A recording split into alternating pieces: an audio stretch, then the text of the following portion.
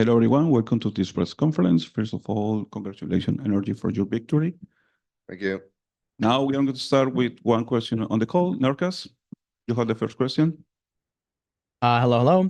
Nerdscast, independent freelance commentator and journalist. First of all, congratulations on the victory. I think, as some other North American media can attest, I was saying analytically, I think you guys make top 3, and you did. So huge congrats. I want to send the first one to. We'll start with a fun one. We'll send the first one to Brock. I asked Boaster this question because Boaster was using the Odin previously, and he joked about the fact he was using it on Lotus. And now you guys are going to be meeting up against Fnatic. Are we going to see the Broctagon? We're definitely going to be seeing the Odin come out again. What are your thoughts on that? I'm 100% going to use the Odin. Should be a good game. See. It's truly the battle of the oranges, Fnatic and NRG. On a more analytical note, I'm going to send this to Bonkar.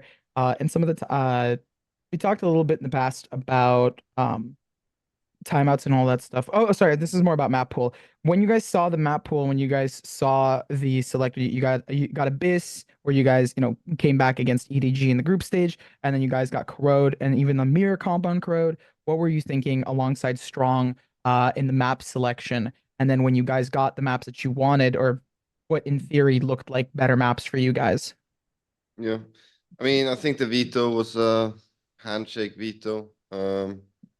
We got exactly the maps that we predicted was going to happen. Obviously, they could have done a curveball or something, but we expected the Abyss pick.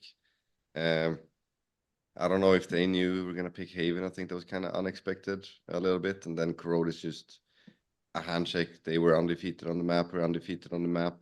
When it came to Anti, it was, I mean, a little bit playing like yourself against yourself on Haven and Corrode, because they play the same comps that we do, and there's a lot of similarities in the strats as well, to be honest.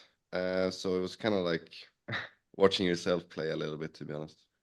Yeah, I mean, it's funny because I think we came in with a really, really good read on all 3 maps of what they were going to do, and we actually paid a price for it, right? Because everyone likes to watch smart Valorant. Everybody likes to praise, oh, look, they're so smart, they figured out this, they figured out that, blah, blah, blah, blah, blah, right? But the thing about playing smart Valorant is you lose at the end of the day because the game is played with guns. The game is played by shooting them in the head. So you don't want to be a smart team to an extent. You want to be the team that wins. And I think, to be honest, we kind of mind gamed ourselves a little bit because we understood so well what they were going to do that we were almost just like, okay, well, we know they know we're going to be here. We're not going to be here, and then we just didn't take fights at the early game. And that was like a huge, huge, huge problem. And we got out of it in the end, I think. And it's a lesson learned. But yeah, I mean, we got the veto we predicted. We got the veto we wanted. But the way we were looking at it, we didn't think there was a way to win the veto, really. Because we knew it was going to come with Corrode and the Corrode Abyss +1. Corrode Abyss, 2 extremely strong maps for us. Corrode Abyss, 2 extremely strong maps for them. We threw the Haven curveball. Didn't work in this situation. But we were confident coming. We were like, okay, this is going to be, this could be a gritty series. This could be a 2-0 if we get what we want on Haven. This could be a very long series. And so it turned out the second one was right. Fortunately or unfortunately, that's your perspective, right? But yeah, I think that's what we were looking at for the veto. May I follow up on that? Sure. Cool. You talked about, needing to focus in on the game within the you're strong. You're saying like sometimes we need to just focus on the actual match itself. Do you think that does that help you in the overtime scenarios where it's when you guys do those timeouts and talk to the players? Is that what they are for? You're like, hey guys, Ethan's got a good game plan. We've set you guys up for a decent amount of success. Just need to start like playing a little bit together to clean up some of the gaps. I think there's a degree of that, yeah. I mean, okay. The reason we're so good in overtimes ultimately is, I said this in an interview after the EDG game, I believe.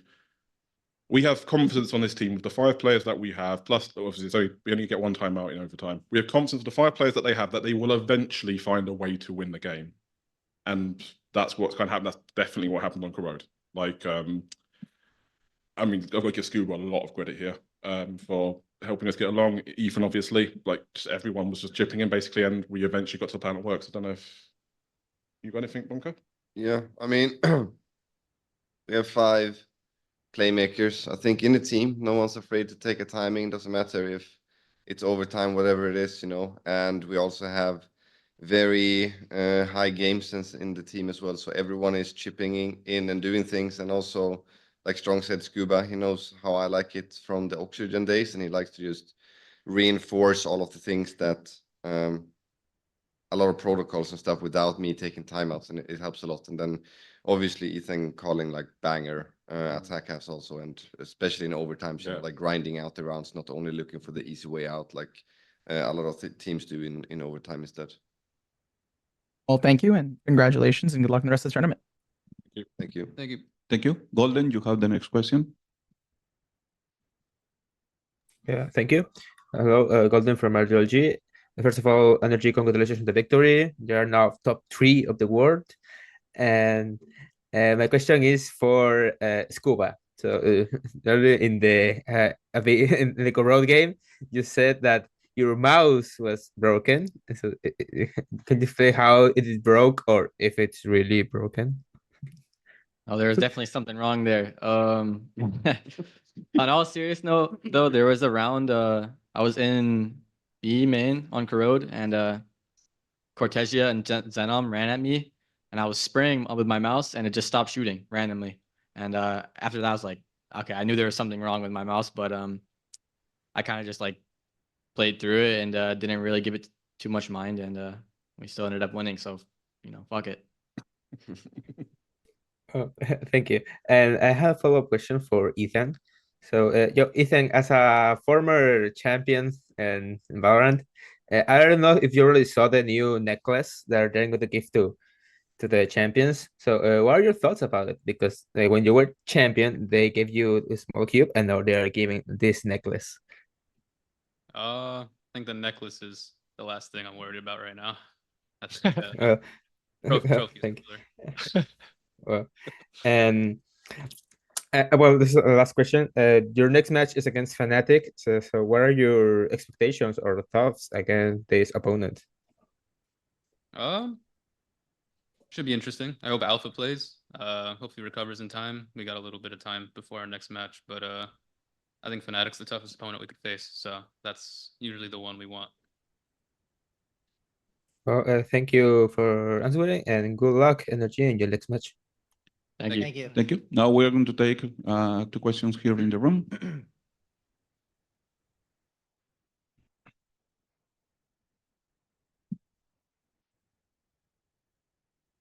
Hello, guys. My name is Mehdi. I'm from NRG Esports. My first question goes to Sam. You will face Fnatic for the upper bracket final. Do you have any message to send to your ex-teammate Crashes? Yeah, I mean, Austin, you're good, but we're coming for you. Okay, thank you. And the second one is for anyone who want to answer. You win 2 maps on overtime. So how do you guys handle the pressure at this moment? And does Ethan or the coach say some things to keep you keeping focusing on the game and win also?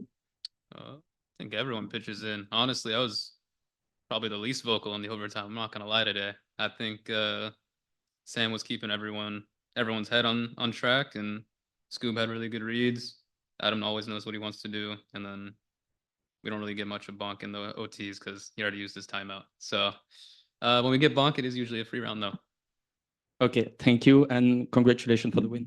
Thank you. Thank you. Thank you. Thank you. With this question, we conclude this press conference. Thank you, NRG, for being here with us. Thank you. Ciao. Yeah. Thank you.